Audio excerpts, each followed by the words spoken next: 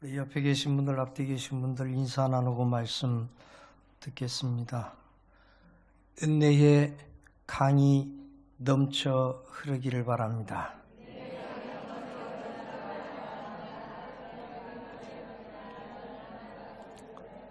은혜의 강이 넘쳐 흐를 줄로 믿습니다.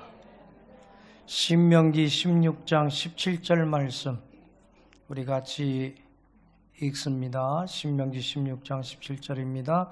각 사람이 내 하나님 여호와께서 주신 복을 따라 그 힘대로 드릴지니라.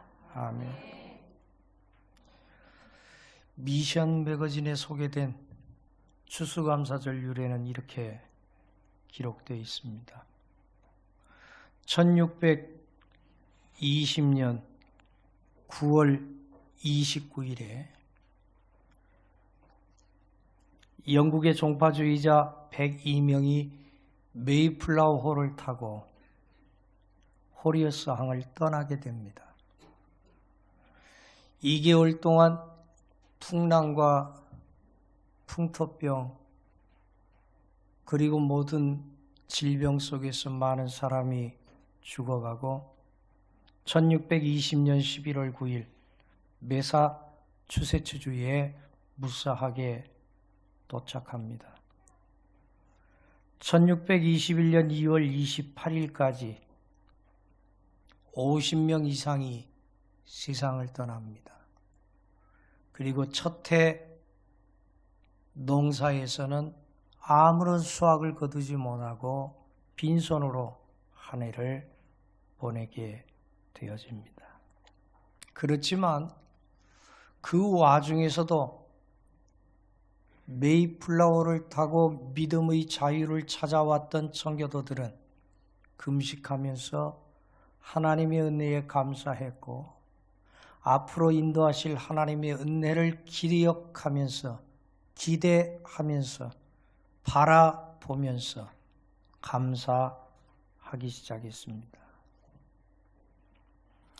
1621년 3월 이후에 원주민 인디언들과 분쟁도 있지만 원주민들의 도움을 받아서 농사 짓는 법과 사냥하는 법을 배우기 시작합니다. 식량이 부족해서 억지로 금식하는 금식을 해야 하는 경우도 있었지만 3일씩 먹고 3일씩 금식하는 생활을 반복할 때 인디언들은 짐승을 잡아다가 청교도들의 굶주린 배를 채워주는 사랑을 베풀기도 했습니다. 그리고 한 해의 가을이 지나가면서 처음으로 자유의 땅에서 씨앗을 뿌려서 거둔 첫 열매들을 보면서 기쁨으로 수확을 하게 됩니다.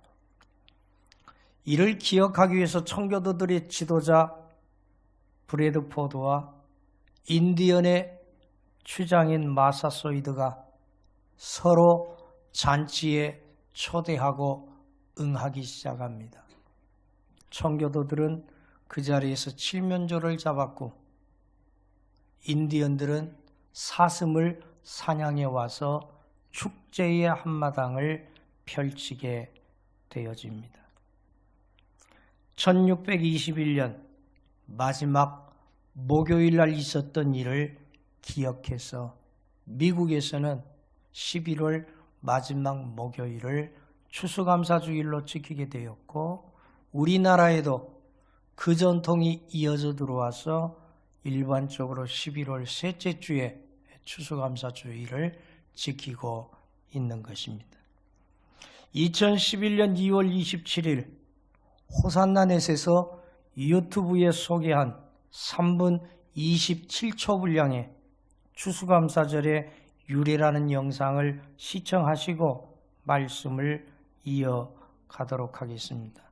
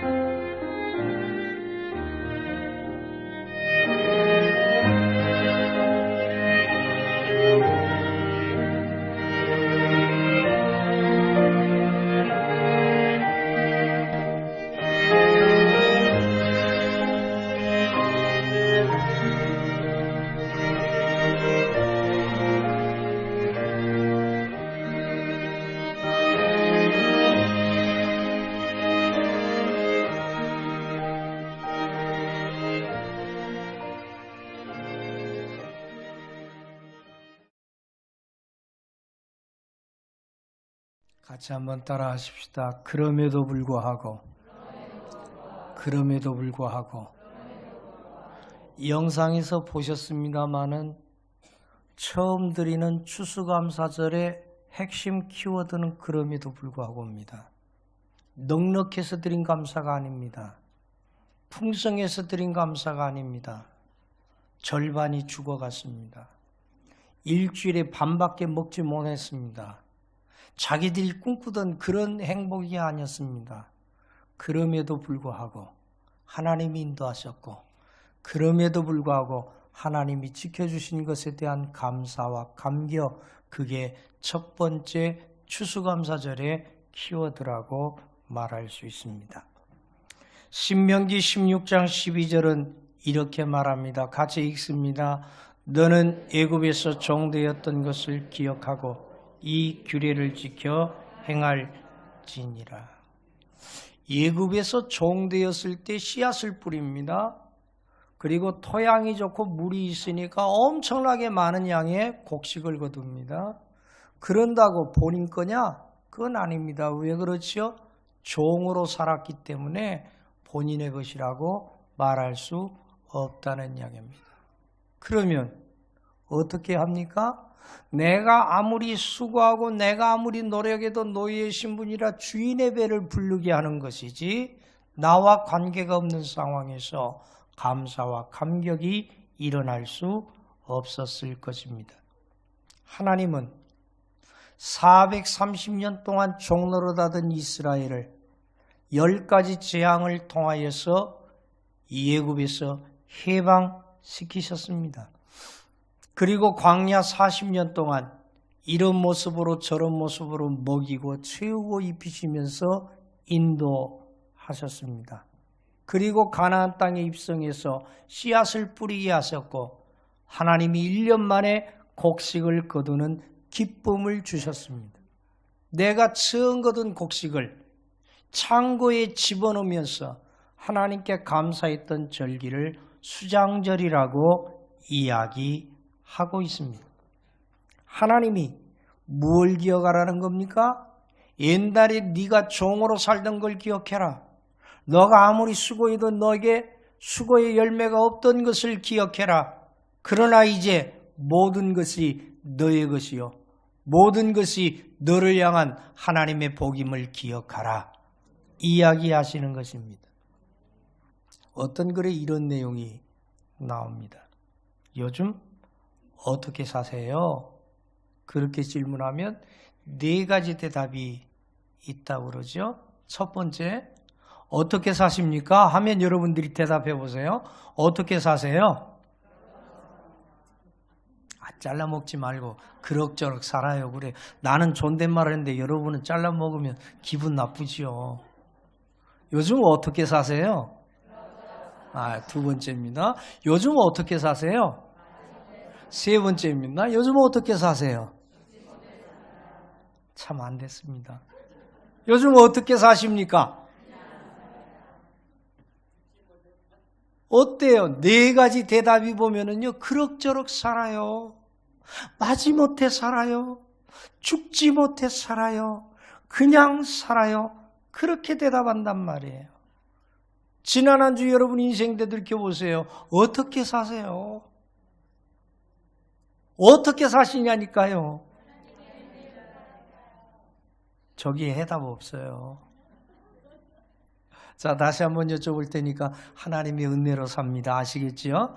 자, 여러분은 지난 한 주 되돌이켜보면 어떻게 사십니까? 믿음의 분량에 따라서 진짜 넘치는 하나님의 은혜인 사람은 하나님의 은혜로 삽니다 그러시는데, 아직은 긴가민가 하시는 분은 그냥 하나님의 은혜로 살아요 그러세요.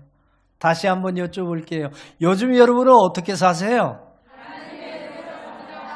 우리 옆에 계신 분들, 앞에 계신 분들 인사 나눕니다. 하나님의 은혜로 사는 당신이 복 있는 사람입니다.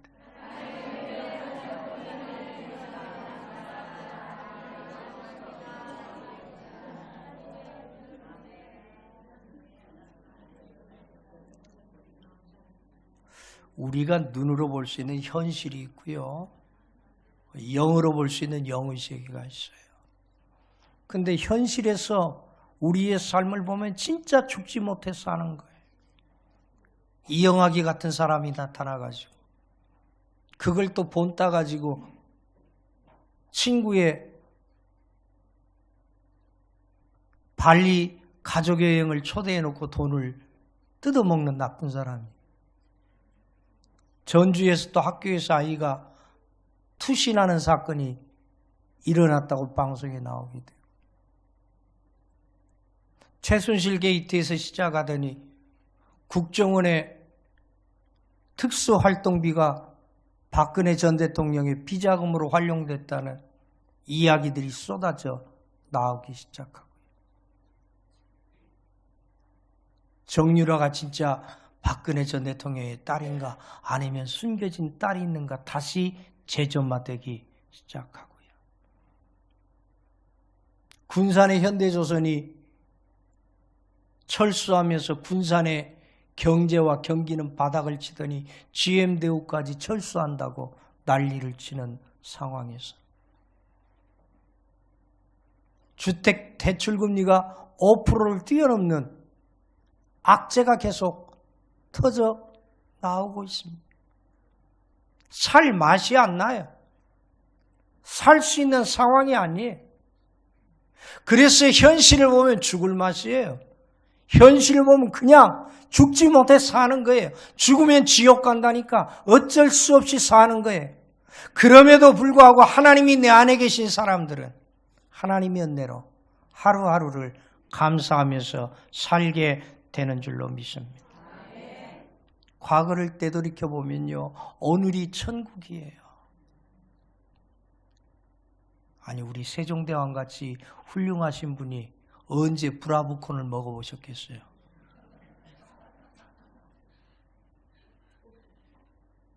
저희 시대도 보릿고기 시대거든요.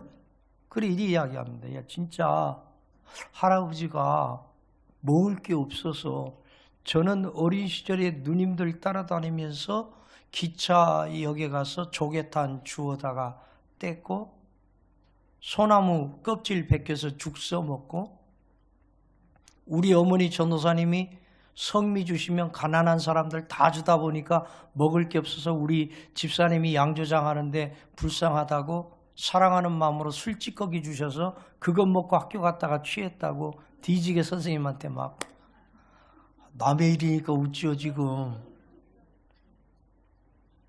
그런 시대를 살았어요. 그러면 뭐라 그런 줄 아세요? 참, 라면 사 먹으면 되지요. 라면 끓여 먹으면 돼.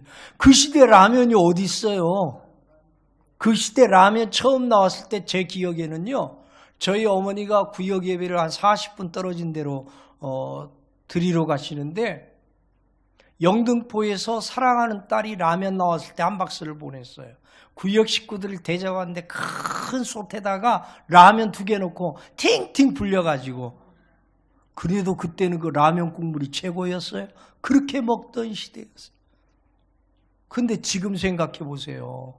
얼마나 잘 먹고 얼마나 행복하고 얼마나 즐거워요. 옛날 우리 수련회 갈 때는요. 텐트 100인분 지어가지고 100인분 텐트에서 살았어요.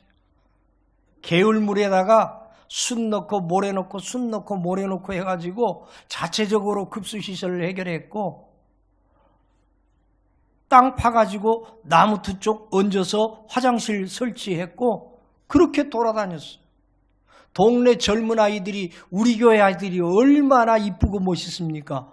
그 여자들 눈독 들여서 저녁에 올까 봐서 꼬박 눈 뜨고 자면서라도 눈 뜨고 자야 합니다. 그러던 시절이었어요. 그런데 지금은 어때요? 유소스텔로 호텔로 수련회 다니면서 편하게 따뜻하게 샤워하면서 좋은 거 다 먹으면서 그렇게 다니잖아요. 하나님의 은혜라고요. 하나님. 과거를 되돌이켜보면 젓가락 4자, 수저 2개, 양은 냄비 하나, 골로 하나 이렇게 시작했는데 지금 없는 게 없잖아요. 냉장고도 종류별로 있죠. 그냥 냉장고, 김치 냉장고, 과일 냉장고, 생성냉장고. 뭐 없는 분들처럼 뻔히 쳐다보세요. 다 그렇게 살면서. 그러고 살죠. 하나님이었네. 저 인우동의 전주순복음교회 어머니 전도사님으로 계실 때만 해도 시청에서 전주 순복음교회까지는 보통 걸어 다녔어요. 그게 당연한 줄 알았어요. 지금은요. 끽하면 택시 부르면 오잖아요. 끽하면 버스 타잖아요. 끽하면 카풀하잖아요. 얼마나 좋은 시대를 살고 있어요. 과거를 생각하면 감사할 조건밖에 없어요. 과거를 생각해보면 부어주셨다는 것밖에 없어요. 아무리 내가 힘들고 어려워도 지금처럼 행복한 때가 어디에 있었는지 모른다는 이야기예요. 그래서 이렇게 고백해야 합니다. 살아있다는 것이 감격이요. 살아있다는 것이 감사요. 살아있다는 것이 은혜인 줄로 믿습니다. 레위기 23장 43절 같이 한번 읽습니다. 이는 내가 이스라엘 자손을 애굽 땅에서 인도하던 때에 초막에 거주하게 한 줄을 너희 대대로 알게 하느니라. 나는 너희 하나님 여호와이니라. 아멘. 지금도 이스라엘은요, 전 세계에 흩어져 있지 않습니까? 화면에 보이는 이제 초막을 짓습니다. 아파트 마당에다 짓고 마을 공터에다 짓고, 그리고는 일주일 내내 집에서 옷만 갈아입고 왔고 여기서 생활해요. 여기에서 씻지도 못하고 여기에서 편하게 자지도 못하고 이곳에서 어렵고 힘들면서 일주일을 버텨가요. 왜 그런 줄 아십니까? 하나님께서 초막으로 돌아가라고, 매년 초막절에는 그곳에서 하나님이 지키시는 내를 기억하라고 명령하셨기 때문에 그렇다는 이야기입니다. 초막의 의미가 뭡니까? 광야 40년 동안 하나님이 나를 지키시고 광야 40년 동안 하나님이 나를 채우셨다는 것에 대한 감격을 잊지 말라는 의미입니다. 여러분, 낮에는 구름 기둥이 시원하게 있습니다. 밤에는 불기둥이 뜨겁게 하면서 인도해 가셨습니다. 그것만이 아니죠. 배가 고프면 만나가 하늘에서 떨어졌습니다. 동풍을 타고 메추라기가 내 앞에 떨어졌습니다. 목이 마르면 하나님은 반석을 터뜨려서 생수가 솟아나게 하셨습니다. 더 놀라운 사실은 40년 동안 옷이 떨어지지 않았습니다. 신발이 닳지 않았습니다. 적이 쳐들어오면 왕벌이 나타나서 그들을 쫓아냈고 우박이 쏟아져서 그들을 쫓아냈고, 전투는 전혀 모르던 이스라엘 백성들을 하나님이 조련하셔서 승리하게 하는 기적으로 이어 놓으셨다는 이야기입니다. 한 가지 원칙이 있었습니다. 이스라엘의 광야 40년 동안 진지를 배치하는데 12지파의 정중앙에는 항상 성막이 있었습니다. 아침에 일어나서 눈을 딱 괴고 쳐다보면 하나님의 집이 보이기 마련입니다. 그 위에 하나님의 영광의 구름이 머물러 있습니다. 그리고는 하나님의 영광의 구름이 움직이면 움직이고 영광의 구름이 멈추면 멈추는 그러한 삶을 살았습니다. 무엇을 이야기합니까? 너의 인생의 전체는 하나님 중심으로 살아야 합니다. 너 마음에는 항상 하나님의 집을 사모하는 간곡한 마음이 있어야 한다 하는 이야기입니다. 사랑하는 성도 여러분, 우리의 삶에서 하나님의 존재, 하나님의 임재, 하나님의 인도를 빼고 여러분의 인생을 어떻게 설명할 수 있겠습니까? 우리의 오늘은 모두가 하나님의 은혜요, 하나님의 섭리요, 하나님의 인도라고 고백할 수밖에 없는 줄로 믿습니다. 하나님은 약속하십니다. 광야 40년 동안 먹이고 입히고 마시고 인도하고 채우셨던 하나님이 앞으로도 그렇게 할 것이다. 미래에 여러분의 필요를 하나님이 채우실 것입니다. 가야 할 길을 보여주실 것입니다. 해야 할 일을 가르쳐 주실 줄로 믿습니다. 하나님은 여러분의 삶을 책임지시는 분이라고 이야기하고 있습니다. 여호와 이레 하나님이, 여호와 니시 하나님이, 여호와 샬롬이 하나님이 엘샤다이 하나님이 여러분의 하나님이 되시기를 주의 이름으로 축원합니다. 오늘 신명기 16장 17절은 내 하나님 여호와께서 주신 복을 따라 라고 기록하고 있습니다. 하나님의 은혜를 받은 사람들은 그 은혜를 기억하고 감사해야 합니다. 같이 한번 따라 하십시다. 기억하고 기념하라. 성경의 모든 사건 뒤에는 하나님이 기억하게 하시고 기념하게 하십니다. 어떤 기적을 일으키시면 반드시 그것을 기억하고 기념할 수 있는 기념비를 세우게 하십니다. 예를 들어 보십시다. 요단강이 갈라졌을 때 하나님은 요단강을 가르신 것을 기념하게 하시고 기억하게 하셨습니다. 야곱이 자유를 얻었을 때 또 거기에서 기념비를 세우고 기억하게 하시고 기념하게 하셨습니다. 이스라엘 역사, 구약의 역사 보면 하나님의 일을 잊어버리라는 것이 아니라 기억하고 기념하게 하셨는데 특별히 3대 절기를 주시고 기억하고 기념하면서 마치 어제 일어날 일처럼 모든 자손들이 기억하게 만드셨다는 이야기입니다. 2008년 중국의 사천성에 지진이 심하게 일어났습니다. 구조대가 폐허더미 위에서 여인 하나를 건져냈습니다. 그런데 보니까 여인의 밑에는 100일 된 아기가 감추어져 있었습니다. 지진에 의해서 건물이 무너질 때 어머니가 아이를 품 안에 안고 건물 더미에 눌려 죽은 것입니다. 어린아이를 어머니의 품에서 빼어서내서 아이를 병원으로 후송하려는데 어머니의 품 안에서 핸드폰 하나가 나왔습니다. 그리고는 이런 문자가 기록되어 있었습니다. 사랑하는 나의 보배야, 만약 네가 살아남으면 꼭 기억해다오. 엄마가 널 사랑했다. 이걸 조금 더 사실적으로 풀면 이거지요. 사랑하는 내 딸 보배야, 세상의 보배 같은 내 딸아, 네가 만약 살아있다면 이거 하나는 기억해줘. 엄마가 너를 사랑해서 너를 내 가슴에 품고 내가 무거운 돌멩이에 짓눌려 죽으면서도 내 생명을 바쳐서 너를 건졌다고. 내 딸아, 내가 너와 영원히 함께하지 못하지만 내가 너를 사랑했다는 것을 기억해 주기를 바란다.